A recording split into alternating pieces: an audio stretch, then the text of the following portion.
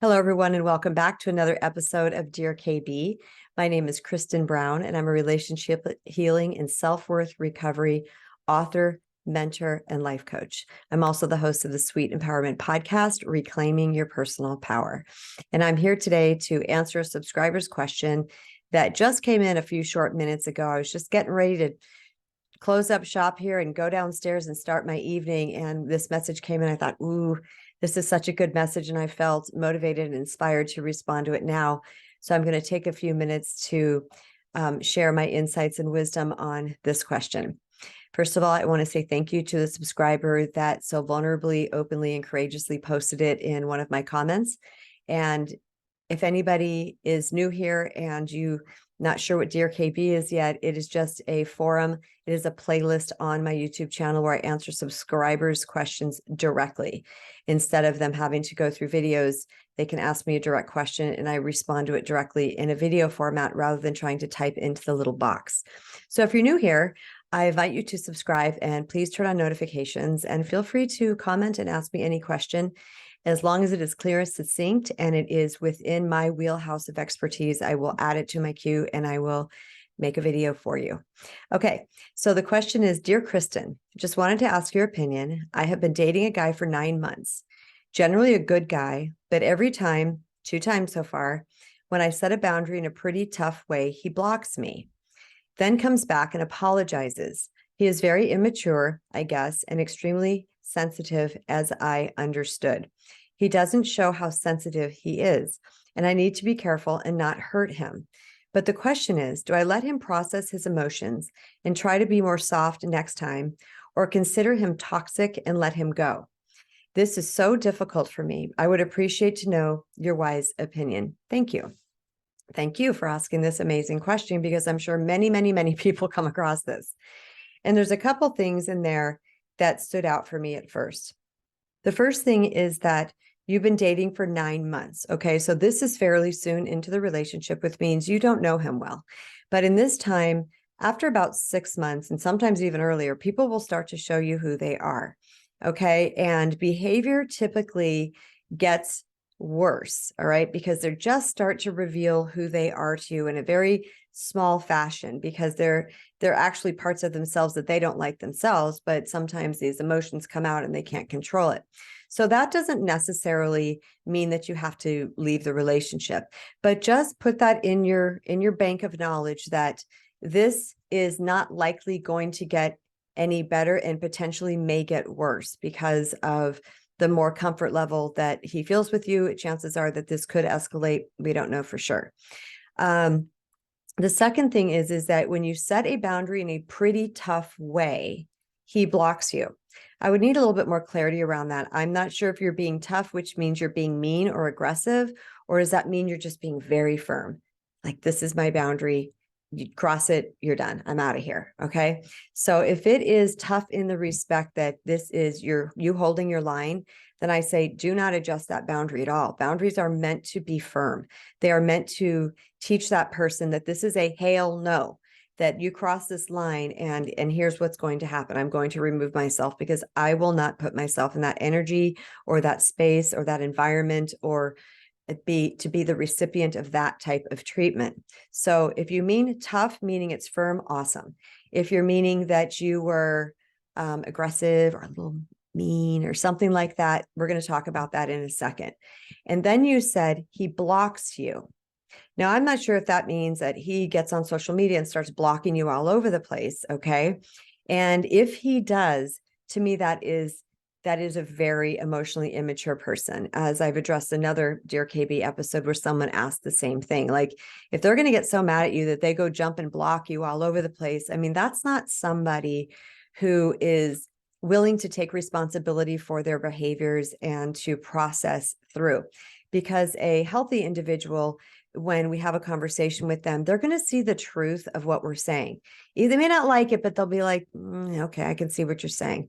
But when they blow up like that and get toxic about that, I'm going to be honest, that means that there is an indication inside of them of shame and unworthiness that is yet healed. It's very, very difficult for people who are carrying around large amounts of shame to admit their wrongs or where they went wrong, or some bad behavior they had or whatnot, because that shame it feels so terrible that to admit it is going to make them feel even more ashamed. They have not yet healed to the place where they can admit it. And the issue with that is that unless people can start to own their bads, okay, their bad behavior, they can't heal it.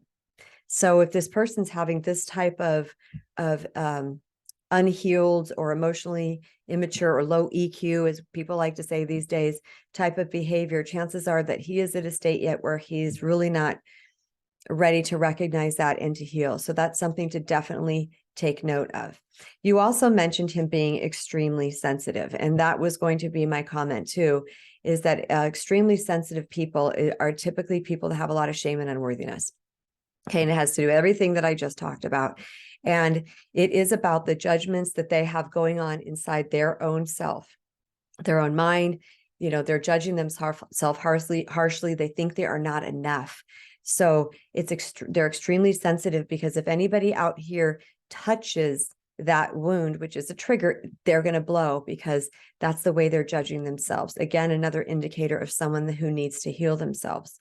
The part about being careful not to hurt him, this is really important, because here's the deal. When you've got someone that is unhealed and they're not working on their stuff, they're not taking radical responsibility for their behavior, we're going to hurt them even if we just, do nothing. They're so sensitive and they're so unhealed that I've been in this position a million times. I know it. Like, they're reading into everybody's behavior, and then they're going to jump at us and attack us and say, you're judging me, or, whatever it might be. And then we're sitting here going, that's not what I meant at all. So I want to tell you this very clearly. I want you to hear me very clearly. It is not your job or my job or anybody else's job to walk on eggshells around another person. That is a full-time freaking job, because their triggers are their own. And we don't know what it is that exactly triggers them. You could say one thing one day and it triggers them, and something kind of similar the next day and it doesn't, or vice versa.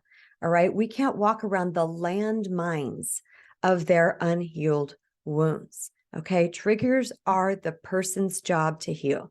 If I have triggers, guess whose job they are to heal? If you have triggers, guess whose job it is to heal, right? And if we walk around the landmines of that, guess what happens? They don't get those triggers to show up, to reveal themselves, to show them where they need healing. So we'll actually end up being enablers, and that's not good. Okay, the part about letting him process his emotions and try to be more soft next time, or consider him toxic and let him go. Okay, the first part is about processing his emotions and trying to be more soft next time. Okay, here's the deal. This isn't about being softer. Like I said, I'm not sure how you approach this because I wasn't there with you. I didn't hear you. But the best thing I can tell you is that what we're looking for is calm, assertive. Calm, assertive. If you don't know what assertive means, or just not off the top of your head, I'm not saying that you don't know, but in case anybody's listening that's not sure what that means, there's 3 types of delivery. Okay, there's 3 types of way that people are. They're either passive, where they don't speak up at all, and they they let people walk all over them. And then there's aggressive people that are like, rawr, kind of, they're going to tell you like it is, and it's going to be harsh, and it's going to be in your face. But then there's assertive. And assertive means they speak the truth without any emotional attachment to it. It's like, here's the deal. So and it's very straightforward. Okay. There's no guesswork. There's no hinting. There's no, I hope they figure it out. People try to hint at me. I'm like, dudes, don't hint at me. You got to talk straight. You got to talk straight. That's what assertiveness is, but it's with calmness and kindness. So it's like, hey, that's not okay. That's not something that I'm going to play with. Or I've had experiences in my past, and I swore to myself that I would not, put myself in that type of environment again, or whatever. And if that's what you choose to do, because really a boundary is a request, you guys, it's a request. It's not a have to, because we all have personal choices and free will. So you request this person not to do this thing, and they have a choice to decide not to do it or not. That's it. But when we pull ourselves out of it, that gives them a chance to go through their own feelings of, oh gosh, if I do that, I don't get to have them. And that's when it is truly revealed about what they're made of. And I don't mean that in a positive way or judgmental way. What I mean is that where are they at on their spiritual journey?